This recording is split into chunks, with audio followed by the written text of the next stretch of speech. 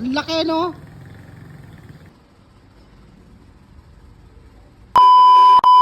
Hello Philippines and hello world. Another day, another vlog. Heto nga pala yung kuha namin kahapon na napakaagang brown out. Nakakaloka.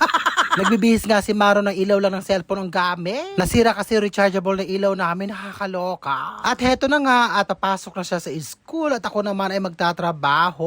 O diba na pagkasama-sama ng panahon. Nakakaloka. Maghapon ngang umaambon at nabasa ang lola nyo. Okay lang sana para dumami yung katulad ko maganda. Charot. Ambisyosang akla, gandang-ganda sa sarili, nakakaloka. O nasa ng poise mo ngayon? Wala, ngarag.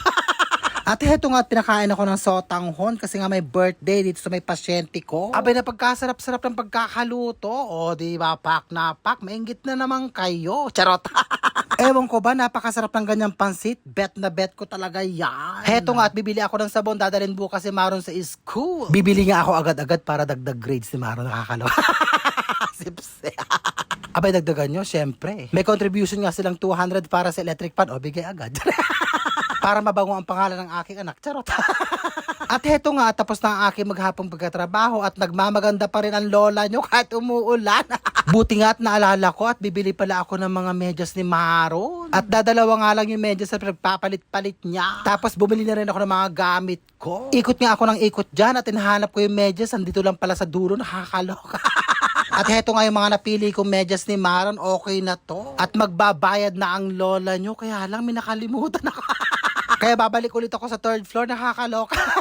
Ang layo-layo. Eto nga pala yung nakalimutan ko, pantapal sa kesame ko. Paano inasira nga yung kesame ko kasi nga tumutulo.